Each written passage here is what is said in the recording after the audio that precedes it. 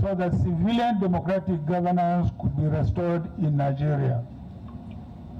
It later became a very defining struggle, and as one of the leaders of that struggle, I was targeted for elimination. In one incident, 9 policemen guarding my home in Kaduna were murdered in an attempt to assassinate me. I was also forced into exile for 9 months because of that incident. In addition, my interest in a logistics company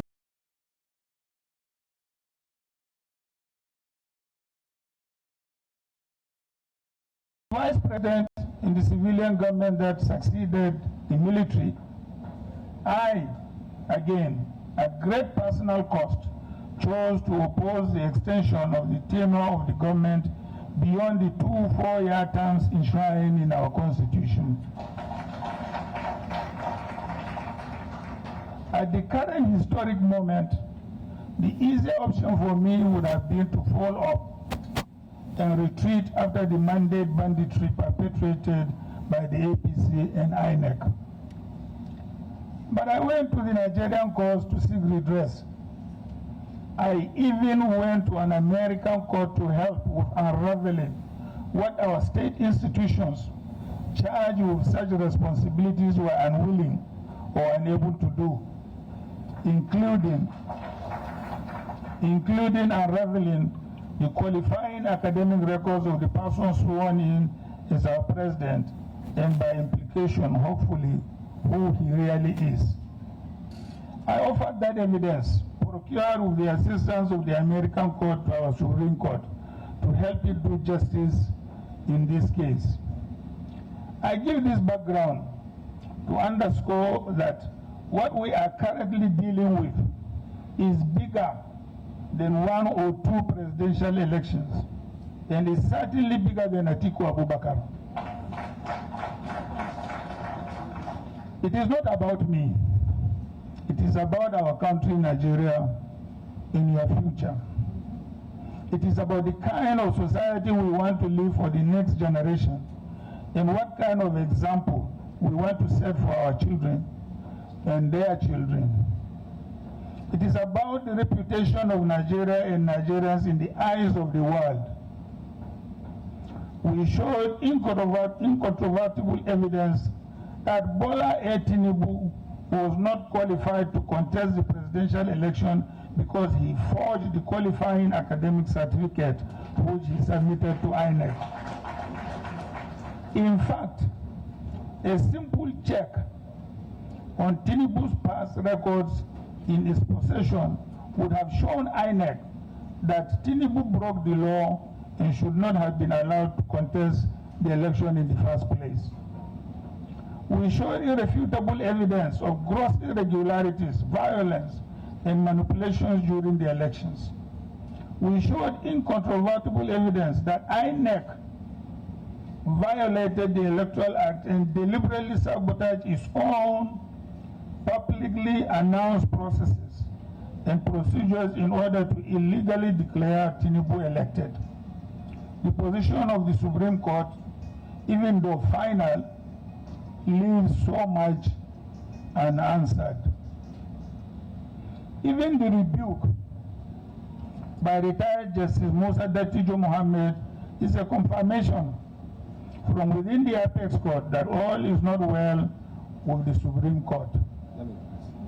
The court, and indeed the judiciary, must never lend itself to politicization, as it is currently the norm of nearly every institution in Nigeria. By the way, the strong rebuke of the Apex Court by a revered justice who had meritoriously served for more than 4 decades should not be swept under the carpet. The alarm raised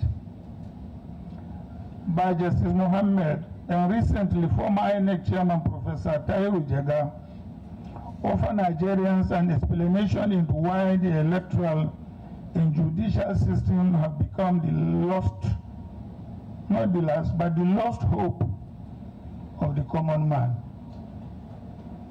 Judges are no longer appointed based on merit, but are products of the interplay of politics and nepotism. Worse still, the appointment of electoral officials has also been hijacked by the ruling party as seen in the latest nomination of resident electoral commissioners, where card-carrying members of the ruling party and aides to politicians in the APC are being appointed into INEC. When two critical institutions like the court and the Electoral Commission are trapped in an evil web of political marginalization, it becomes next to impossible for democracy to thrive.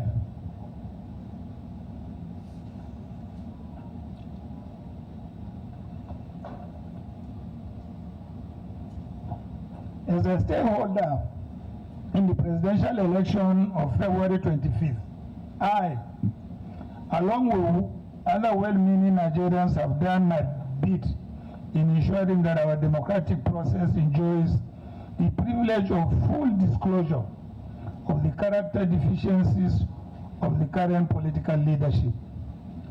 I also believe that even if the Supreme Court believes otherwise, the purpose of technology in our electoral system is to enhance transparency and not merely as a viewing center.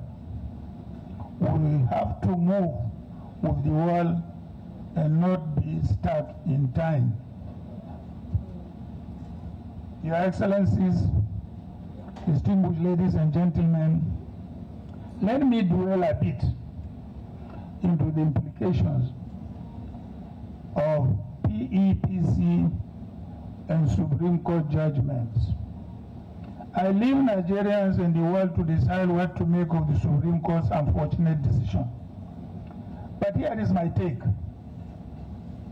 The judgments of the PEPC and the Supreme Court have far-reaching grave implications, including the following. One is the erosion of trust in the electoral system and our democracy. Nigerians witnessed at the National Assembly change the electoral law to improve transparency in the process. Of particular importance was the introduction of modern technology to help eliminate the recurrent incidents of electoral manipulation, particularly during collation of results. Nigerians and the world also witnessed as the leadership of the INEC, especially its chairman, the National Commissioner for Voter Education, reassured Nigerians on national television multiple times that the use of that technology would be mandatory.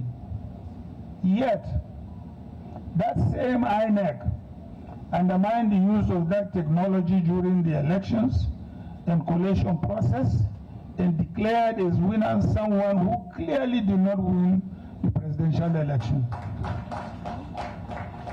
They then went further to take sides in the courts in a dogfight to defend their illegality. Who would convince the millions of Nigerians to vote in future elections after they suffered endlessly on queues to register to vote, to collect PVCs to vote, based on INEC assurances, only to see their votes stolen and given to someone they did not vote for? When people lose trust and confidence in elections, democracy is practically on life support. And by affirming and legitimizing the continued lack of transparency in our electoral system, the courts are continuing to usurp the rights of voters to elect their leaders. The other grave implication is that contestants in Nigeria's election should do whatever is necessary to be declared a winner. That includes identity theft, impersonation, forging of educational and other documents, perjury, and violence. And as they do so, they should ignore whatever the law says and whatever assurances from the leadership of the electoral umpire about what the law says and what they would do in compliance. And they would do so knowing that our courts would approve of their behavior or at best pretend not to take notice of it. The third is that if you are robbed of victory, do not bother going to cause for redress, because the glaring evidence of the robbery will be ignored in favor of the mandate bandit.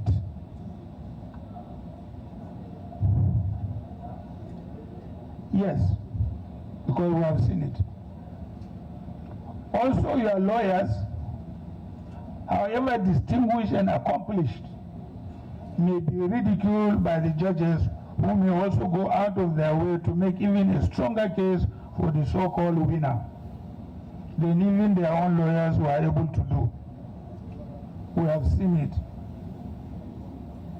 These are clearly self-help strategies and actions bereft of the law and constitutionalism. Only lawlessness and anarchy will result from such, with violence, destruction, and implosion and loss of our country likely to follow.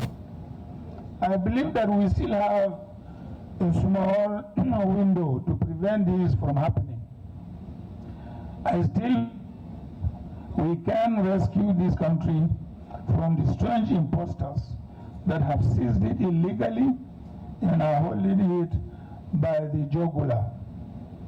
Let me caution that the leaders of those African countries that have completely collapsed into chaos never came together one day and agreed to collapse their countries. Rather, their countries collapsed because of the incremental and compounded individual and collective utterances and actions of those leaders.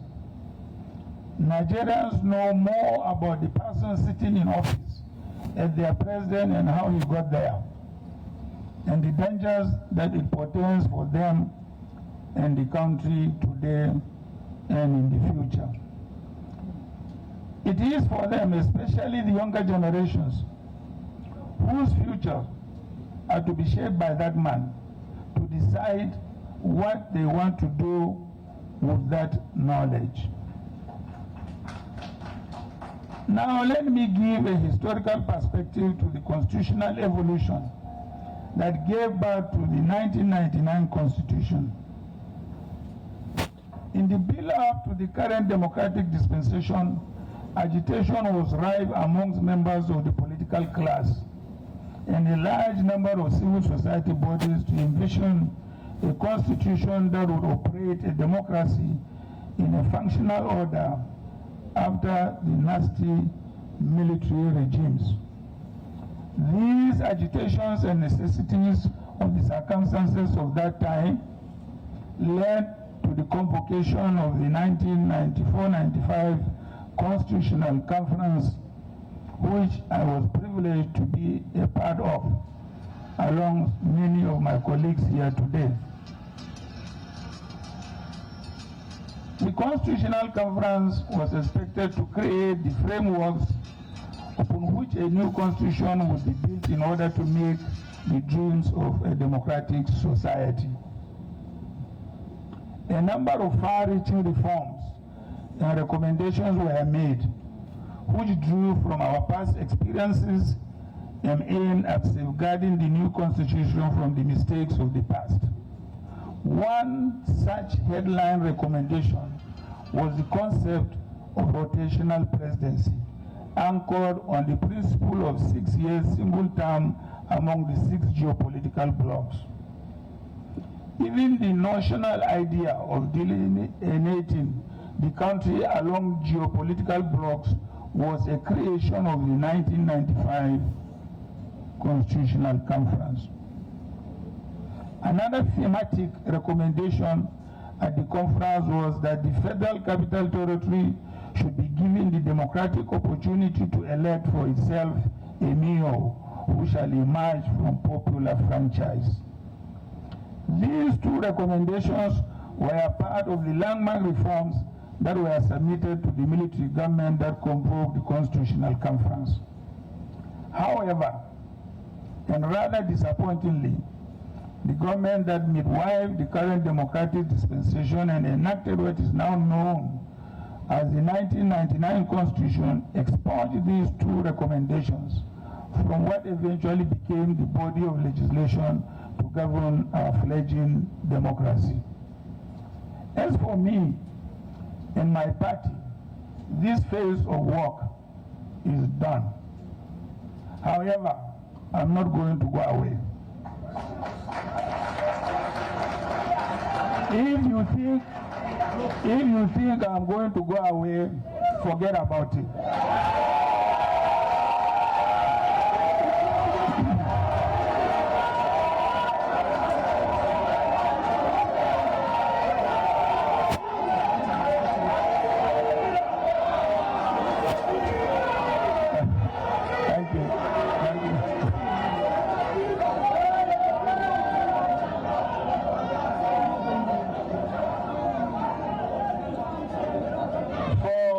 Thank you very much. Thank you. Thank you very much. Thank you. For as long as I breathe, I will continue to struggle with other Nigerians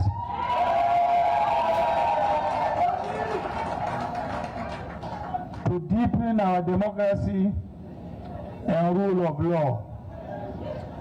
I will continue to work for the kind of political and economic restructuring that the country needs to reach its true potential. That struggle should now be led by the younger generation of Nigerians who have even more at stake than my own generation.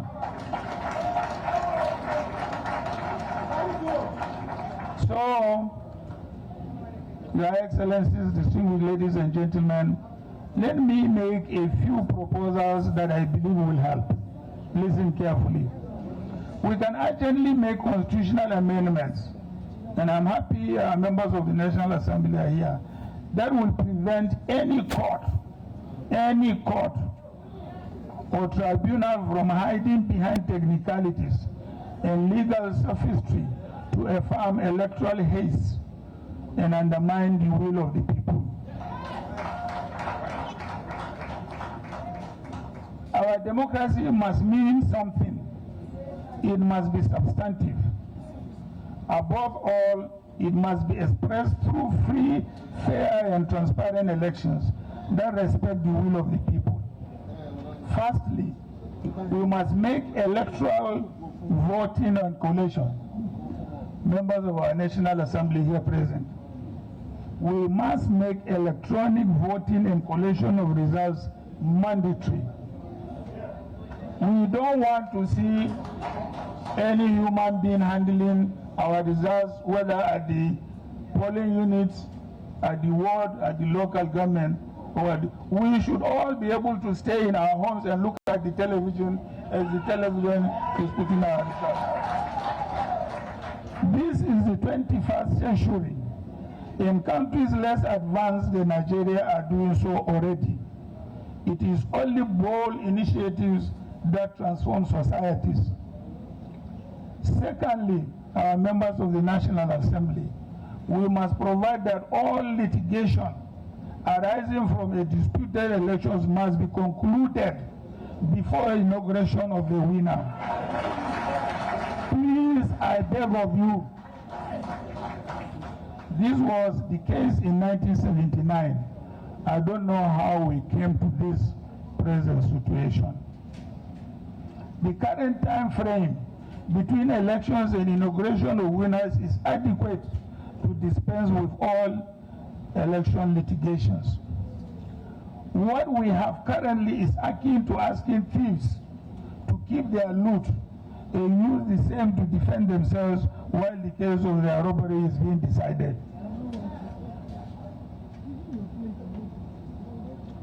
It only encourages mandate and banditry rather than discourage it. Thirdly,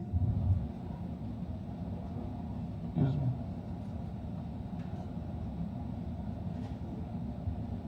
In order to ensure popular mandate and real representation, we must move to require a candidate for president to earn 50% plus one of the valid votes cast, failing which a runoff between the top two candidates will be held. Most countries that elect their presidents use this two-round tier system with slight variations rather than our current fast-past-the-post system. Examples include France, Finland, Australia, Bulgaria, Portugal, Poland, Turkey, and Brazil, Argentina, Ivory Coast, Sierra Leone, Namibia, Mozambique, Madagascar, and even Liberia, where a runoff is expected to hold in the coming days. Fourthly, Your Excellencies, distinguished ladies and gentlemen, in order to reduce the desperation of incumbents and distractions from governing, and also to promote equity and national unity, we need to move to a single 6-year term for president to be rotated among the 6 geopolitical zones. This will prevent the ganging up of 2 or more geopolitical zones to alternate the presidency among themselves to the exclusion of other zones. INEC should be mandated to verify the credentials submitted to it by candidates and their parties, and where it is unable to do so, perhaps because the institutions involved did not respond in time, it must publicly state so and have it on record. A situation where a candidate submits contradictory credentials to INEC in different election circles, and the electoral umpire accepts them without caution points to gross negligence, at best, or collusion to break the law by the leadership of INEC, at worst. The submission of contradictory qualifying documents by a candidate, as well as those found to be forged or falsified, should disqualify a candidate even if the falsification or forgery is discovered after the person had been sworn into office. The burden of proving that a document submitted to INEC is forged should not be on the opposing candidates in the election. It is never the responsibility of an applicant for a job to prove that the person who eventually got the job did so with forged documents, but rather the employer. In addition to these proposed constitutional amendments, the Electoral Act should be amended to provide that except where they explicitly violate the Constitution and other laws, the rules and procedures laid down by the electoral umpire and made public for the benefit of contestants and the voters will be treated as sacrosanct by the courts in deciding on election disputes. A referee cannot be allowed to set the rules for the game only to change or ignore them when one side has scored a goal or is about to win the match. Certainly not. We must restore confidence in our electoral system, which the current leadership of INEC has completely eroded and undermined. Also, we need well thought out provisions in the legislation and regulations to reform the judiciary, including 1. The introduction of an automated case assignment system, transparency in the appointment of judges, a practice directory that stresses that the goal of judges in election cases should be to discover and affirm voters' choice rather than disregarding voters' choice for the sake of technicalities. No, sir. There should also be publicly available annual evaluation of the performance of judges using agreed criteria. By improving the transparency of the electoral process and reducing the incentives to cheat In addition to transparency in the appointment of judges and other judicial reforms, the number of election petitions as well as corruption in the judiciary will be significantly reduced. More importantly, we will be taking away the right to elect leaders from the courts and return it to the voters, to whom it truly belongs. Gentlemen of the press, Your Excellencies, distinguished senators and members of House of Representatives, particularly members of the National Working Committee, I want to thank you for holding the fort so far as the party is concerned. I know there have been so many concerns and worries about the direction, the strength of the party. I want to assure that the party remains the strongest, remains formidable, remains the best political party in this country. In life, we sometimes face challenges and disappointments, but that should not deter us from pursuing the overall objective of our great party, the PDP. I therefore want to appeal to all members here and elsewhere to have faith and confidence in this great party. There has never been a great party like this in this country. So you truly belong to the greatest party in Nigeria and in Africa. God bless you all. PDP!